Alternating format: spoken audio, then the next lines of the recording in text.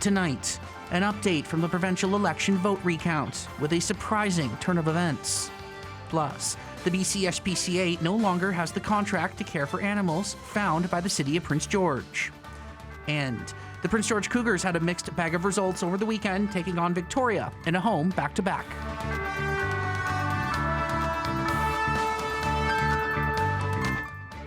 Good evening, folks. I'm Eddie Huband, and welcome to CKPG News. We begin tonight with the news every British Columbian has been waiting for over a week, the result of the recount from the provincial election. And the NDP will officially form a majority government in BC. This comes after an intense day of vote counting by Elections BC, with a focus on the Surrey-Guildford riding, where the NDP managed to flip the riding. They now lead by just 18 votes. With the NDP holding on to that riding, it gives them a razor-thin majority of 47 seats in BC's legislature. The opposition BC Conservatives have 44 seats, the BC Greens with 2. A note, because the result was within 100 votes, an automatic judicial recount will take place for the riding. We asked CNC political science instructor Chris Beach what governing with a bare majority will look like. It would definitely be challenging, but it is doable. The governing party just has to be very organized, and they have to plan properly when there's going to be a confidence vote, for example, a speech from the throne, or a budget is being introduced and voted on in the legislature. So it's definitely more challenging, but it definitely also is doable. One person is dead after they were struck by a vehicle on the Barkerville Highway, just meters from Highway 97 on Saturday night. North District RCMP Corporal Madonna Saunderson says the adult male was hit by a vehicle around 7:45 p.m. while he was walking along the highway. The driver did remain at the scene and cooperated with police. No criminality is expected to have occurred. This incident closed the highway for about 5 hours as investigators attended the scene. The man's name will not be released.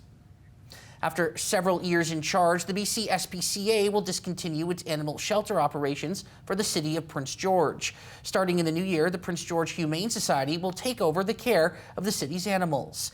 Dave Branco has more on this development. The Northern BC SPCA facility has been at the end of Lansdowne Road for several years. Each year, thousands of animals enter its care. However, at the end of this year, the BC SPCA will no longer accept animals brought to them by the city of Prince George.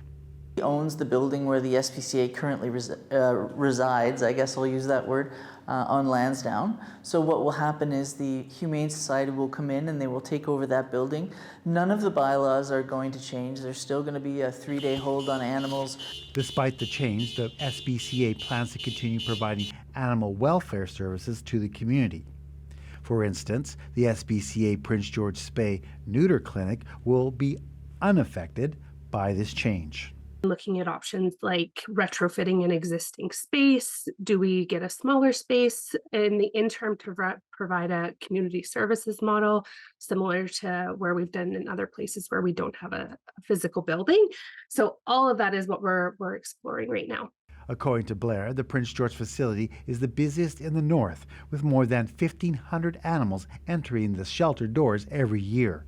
The North Caribou Centre annually manages the highest municipal stray animal intake of any BC SPCA stray animal kenneling facility.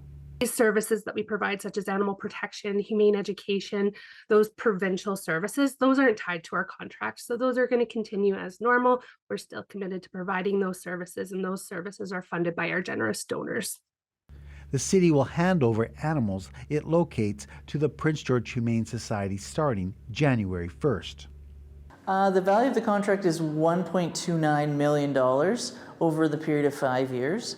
And what comes with it is essentially the organization that wins that bid becomes the manager or the managing organization of the animal shelter for the city of Prince George. The BC SPCA says it needs to explore faster solutions to maintain their presence in Prince George. In the meantime, they plan to build a new facility in Prince George to be completed by 2030. Dave Branco, CKPG News. The city is hosting a budget town hall on Wednesday night at the Civic Center, and you're invited to take part. This will run from 3:30 till 8 p.m. and will afford you the chance to talk to city councilors and city staff regarding your budget priorities. You can also fill out an online budget survey until November 8th if you can't make it. The results of the community input will be presented to Council's Finance and Audit Committee on December 4th. I'd like to encourage all residents to come out, opportunity to engage with members of council and city staff to learn more about the budget process. We'll have some pop-up events dealing with the OCP and a few other initiatives as well, and really an opportunity to engage with staff, express residents' thoughts on the city's budget priorities for the upcoming year, and answer any questions that they may have. This past weekend, the Prince George Islamic Center hosted an open house to welcome the community and teach them more about Islam. Jane DeMello brings us this next story. Welcome to the Prince George Islamic Center. While many Prince George residents may be unaware of the city's Islamic Center, its history in PG goes back decades. Our journey started back in 1995 when few people got the idea to build the Islamic Center here in Prince George. And after 10 years, in 2005, we purchased the land from the city, and in 2011, we built this center. Since we built this center, this is the hub for community gathering. This past Saturday's open house gave the center an opportunity to help newcomers better understand the Islamic religion and its community in the city. It's important because there's a lot of, sometimes there's fear, sometimes there's perceptions of Islam that are out in the community that aren't represented by who we really are. So when we open up our doors to the community and we have people come in, we get to invite people to our faith and show them what we are really about. The Prince George Islamic Center was the first mosque in northern BC and has played an integral role in growing PG's Muslim population. Since we opened the mosque, we are seeing like a kind of substantial increase in the number of people coming to this city. And whenever they find a job, the first question they ask the employer, is there any mosque there? Because they need that. And me, myself, I'm in this city because we have this center here. So I came from Toronto and I was pretty anxious, not about the work, but about our religious beliefs and about the sense of community I had there built over the past few years. And as soon as I got to know there's an Islamic center, I was quite happy about. When I came here, it was instant. The first day, I was able to meet with a lot of friends who could relate like me. They were newcomers or they were here for a long time. They told me it's okay to be new here, and then they're gonna make me feel like home. And since then, there's a feeling of home. I have friends, and I feel like I know them for years because of this Islamic center. With Muslims coming from all over Prince George and the surrounding areas, the center is hoping to expand to accommodate the high demand for a space to pray and practice Islam. Jaden DeMello, CKPG News. Hard as it may be to believe, but the Christmas hamper season is already upon us. The Council of Seniors has already been hard at it, collecting donations, while the Salvation Army is in preparation mode. Cheryl Jan reports. This is how hamper season used to look at the Seniors Resource Centre for years. Reams and reams of food divided into boxes, bags and totes, all destined for hundreds of seniors' homes. Not anymore. Even with no snow on the ground, the Council of Seniors has launched its Christmas hamper campaign already. So seniors who are in need of Christmas hampers, they can come to the center at Senior Resource Centre starting October 21st, and they can pick up their application forms. Across town at the Salvation Army, boxes are already being set aside in anticipation of a busy holiday season for demand. Go onto our website, which is sapg.ca. Don't think it's open yet for registration, but you will be able to go on there, put your registration in there, and then there might be some contact emails back and forth. And Roy Law has his personal focus for this particular campaign. Where the more importance is, I guess, is to be honest, is for a child. While slightly different than the old days, there is some strategy to getting the hampers organized. And all the groceries will be the same. Of course, they have to, seniors will pick what kind of meat they want, and then we'll have perishable food.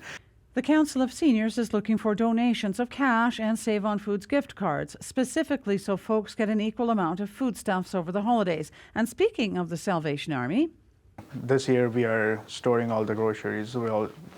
delivering hampers from Salvation Army. That's where we are storing the Christmas hampers for this year.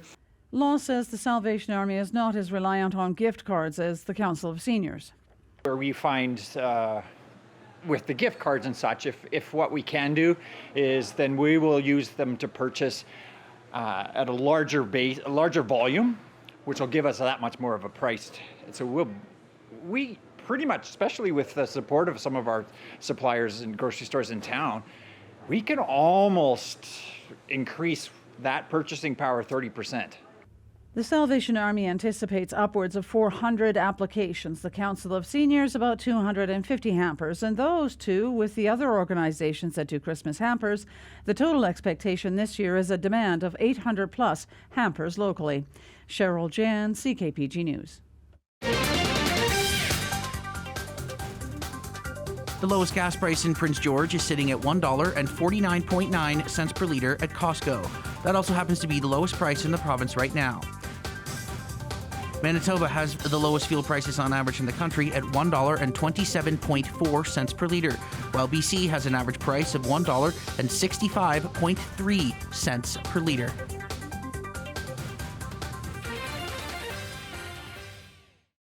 CKPG Sports is delivered by Domino's. Join the Domino's Lunch Club with 25% off all regular price pizzas every day. Visit domino's.ca to join the club. After playing just 3 games at the CN Centre over the last month, the Prince George Cougars returned home over the weekend for a back-to-back against the Victoria Royals. Gina DeMello has more on how they fared. With the Cats winning just 2 of their last 7 games entering Friday's tilt, the Royals came out hot, opening the scoring on the power play thanks to their captain Justin Kipke. Just over 3 minutes later, Prince George were now on the man advantage. Kometz, height, cross-ice feed, Vallis shot, scores! Vallis' 6th of the season would tie the game as they entered the second knotted at ones before the home side exploded. Parasak right circle, hold, Kometz with timer, scores! Vallis holds, height, Vallis up top, Parasak scores! Riley Height left wing, dying second to the power play, goes to Zimmer, shoots, he scores! The 3-goal second period put the Cats up 4-1 heading into the final frame, and after conceding a goal less than a minute in, PG were looking for an insurance marker. Finds Zimmer, walks in, Zimmer drags, fires, he scores! The Zimmer tally would seal the deal for the Cougars as Height would add an empty net marker to take game 1 of the doubleheader 6-3, with Vallis, Parasek, Zimmer, and Height all scoring their 6th of the season. In game 2, the captain entered just 2 points shy of 300 for the club and got 1 step closer early in the second period. Speed up the right wing, Vallis, Tarek, Parasek, Riley Height scores! The Wild draft picks marker would give the Cats the lead for just over 3 minutes before the Royals tied it up and took the lead in the second, and once again scored a goal less than a minute into the third. After Aiden Foster's first of the year, the home side conceded another and needed a couple with just over 3 minutes remaining. Here's Parasak in the middle, Height, fire, scores! Was there any ever doubt? Riley Height reaches 300 career points! Kometz's pass, knocks it down, gets it back. Kometz, loose in front of the goal. Vallis' a chance. Where is it? They score! Height's 300th point and Kometz's tap-in goal would force OT, and the game would need 8 rounds of a shootout to find a winner. Here comes Pickford, and shoot, scores! Pickford, the shootout winner, and the Royals win it 5-4 in a shootout. Pickford's winner stopped the Cougars just shy of an incredible comeback as they grabbed 3 of 4 points on the weekend before they welcomed the Moose Jaw Warriors to town on Tuesday. The TSX, that's up 102 points to close at 24,566. The Dow Jones is up 273 points to close at 42,388. And Artemis Gold went up 6 cents to close at $14.79. Good evening again, everyone. We are looking at some fog developing overnight tonight, so it will likely be a foggy start to the day tomorrow, but we've got some fabulous weather on the way. So this is our look back on the AccuWeather Pacific satellite map from earlier today. Lots of cloud cover, showers, and even mixed precipitation, that wintry mix in many areas across the region as well. But in behind that is this nice little break in between systems. So here's the futurecast. Next 48 hours, not a lot happening. It's very uneventful going into our Tuesday, Wednesday especially. So mainly sunny after the fog dissipates through the later part of the morning, and we're in for a really great day ahead. And even Wednesday, Thursday, if you're looking forward to Halloween and wondering what the weather will do, well, right now I think it'll likely be pretty dry for Halloween and all the trick-or-treaters. Up and down the coast, a little bit cloudy as we look at our highs tomorrow. Some wet weather up in the north coast, 9 degrees, Prince Rupert 6 in Terrace. A break from some of the snow today, or at least for tomorrow. The Peace saw some snow today, falling 3 degrees for the high, though, and a nice bright one through the afternoon hours. 10 degrees, Kamloops and Kelowna around the same. Some lovely sunshine there and down through most of the southern part of the province. Our broadcast region looks nice and bright for tomorrow in many areas. 6 degrees in Vanderhoof, Fort St. James as well. A sun-cloud mix, a little bit of those low-lying clouds kind of hanging around. Some stubborn cloud in Mackenzie and highs of only +3, but certainly there is still some sunshine coming your way in the next little while. 7 degrees for Quesnel and 5 in McBride. A wet one on the west coast tomorrow again, 12 degrees expected there, and then temperatures are taking a huge dip down through the prairies compared to where they were today, while especially Regina, where temperatures were up into the double digits today, now down to +5 tomorrow with sunshine. Winnipeg down about 5 or 6 degrees as well, 10 degrees the high tomorrow. And then further east, we're seeing sort of a mixed bag of weather on and off. Some wetter weather in Montreal, Toronto, and cooler but sunnier over towards parts of the Maritimes. So sun-cloud mix for us as we jump into our week. And again, it looks like it'll hold strong right through at least the next 3 days or so. So that's really the prediction on what we're going to see here in Prince George. But other areas of the region, a bit of a different story. And you can see that for Wednesday in Burns Lake, a little bit of snow falling, highs of 5 tomorrow, just mainly cloudy but dry, down to -7 tonight. Mostly clouds in the Mackenzie area for the next few days, and those low-lying clouds, as we showed you on our earlier map, kind of stubborn tomorrow and likely not going to lift much. Wednesday, Thursday, not as foggy, but certainly going to have lots of cloud cover remaining. -9 tonight in McBride. Partly cloudy skies, colder tonight and tomorrow night, down to -12, but the daytime tomorrow looks great.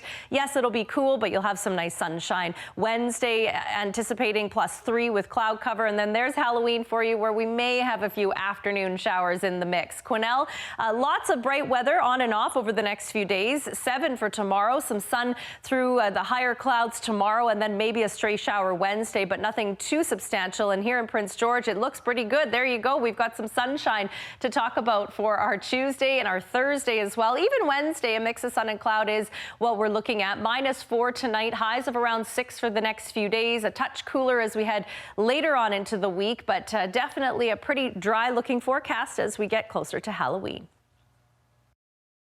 CKPG Sports is delivered by Domino's. Join the Domino's Lunch Club with 25% off all regular price pizzas every day. Visit domino's.ca to join the club. Earlier, we told you about the Cougars, but the Prince George Spruce Kings also had a big Friday-Saturday doubleheader over the weekend. They were looking to snap a 5-game winless drought in their only trip of the season to Powell River. Jane DeMello reports once again. While the Spruce Kings got off to a slow start, being outshot 9-2 in the first period of Game 1, Prince George were the first to strike against the Kings. Right side, here's Mako, plays across for Montroy. Montroy in, Veyu to the net, pass across, Veyu scores! Veyu's tally gave them a 1-0 lead that they'd hold into the final frame, and the Ottawa native was at it again. Bellamy dumps it back in behind the goal. Lamberti couldn't make the stop there. Here's a quick shot and they score! After an unlucky bounce cut the Spruce Kings lead in half, the red and blue put the game on ice shortly after. Now he gets it to Moore. Moore to the middle. Quick shot, he scores! Will Moore, his first in the BCHL. Hesselgrave through the middle of the ice. Hesselgrave grows wide. Throws a short side, he scores! Carter Hesselgrave, bar down. Lyndon Mako added an empty netter as Prince George snapped the winless drought, defeating the Kings 5-1. In Game 2, PG allowed the first goal of the match, and despite entering the second period down 1, it wouldn't take long to change that. Montroy chips it in the middle for Veyu. Veyu races in, forehand scores! Despite Veyu's third goal of the weekend, the Kings scored 3 unanswered and took down the visitors 5-2 thanks to a Christian Morrow hat-trick as the team split the back-to-back 1 apiece. All right, tonight's CKP 3 showcases a clutch finish from the NBA champs, some beautiful hand-eye coordination on the ice, and an improbable comeback on the final day of the CFL regular season. The Boston Celtics were in danger of blowing a once 23-point lead up 2 with less than a minute left versus the Pistons. What are you kidding me? It makes this stop imperative. That's it. Tatum got a little look. Tatum turn around and rattles that one home. The block by White and Shooter's bounce off Tatum's shot kept the Celtics undefeated early in the season. And while the Jets are the only undefeated team in the NHL, not far behind are the Stars thanks to plays like this. Backhand score! Off the bar and then out of midair, the captain, Jamie Benn. Benn's beautiful bunt and swing helped Dallas double their lead and defeat the Blackhawks.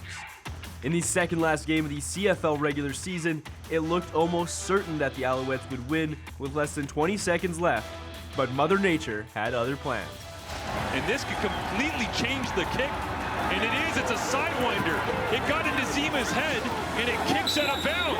A second chance, thanks to the weather gods smiling on Winnipeg. Low snap, Castillo steps into it, it's got the leg, it's good! The Bombers walk it off to win the West! The Wild comeback clinched the West for Winnipeg with a 51-yard field goal as time expired to wrap up tonight's CKP3. Hello from the CKPG Today's side. Got a great one coming up over here. A little preview at a brand new exhibit on at Two Rivers Gallery, downtown Prince George. Plus, we're going to take you behind the scenes at a place you probably haven't seen before. Actually, I would bet you really haven't seen it. It's called the Nechako Ridge Denture Clinic. Just opened up downtown. And really interesting what goes into making dentures. It's changed a lot in the last 10 years or so, but technology makes this very easy. So we're going to take a look at some fake teeth on the show today and how they're made. But you on the other side, you got such nice teeth. I've always wondered, are they fake? Well, thanks, Caden. Nope, au natural over here. Unfortunately, we don't have quite the budget that today's show has for things of that nature over here on the Lonely News side. But here, let's finish up our side of the show, and we're going to end tonight with some adorable puppies on this week's Forever Friends. Have a look.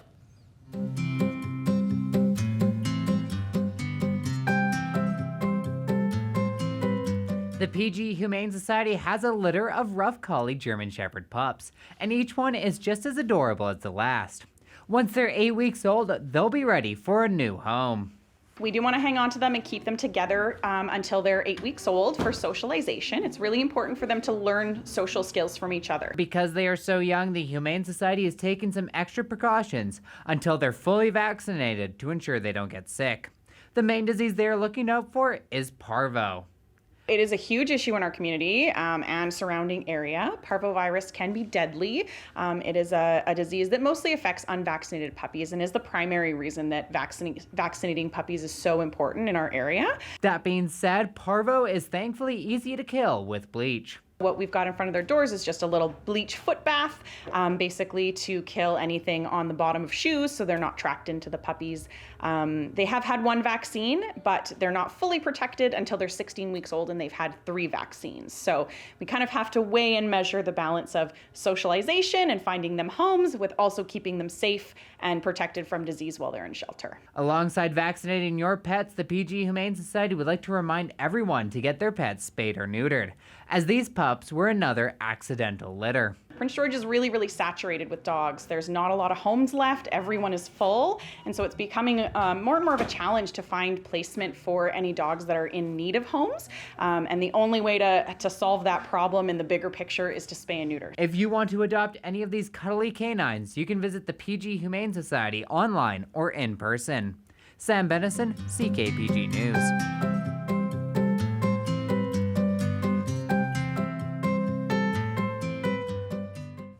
Those dogs are certainly adorable. You know, just quickly, folks, I actually grew up with a German Shepherd named Stella. She was the sweetest dog ever. Just those puppies remind me so much of her growing up with the little floppy ears. German Shepherds, wonderful dogs, especially if you have kids. So if you're looking for an adoption option, that's certainly a great one there, as Sam Benison just laid out for you. But that's all the time we have tonight, folks. Thank you so much for joining us as always. Caden Fanshawe, he's up next with the Today Show, and guess who? I'll be back at 6:30 for a little bit more news. See you then.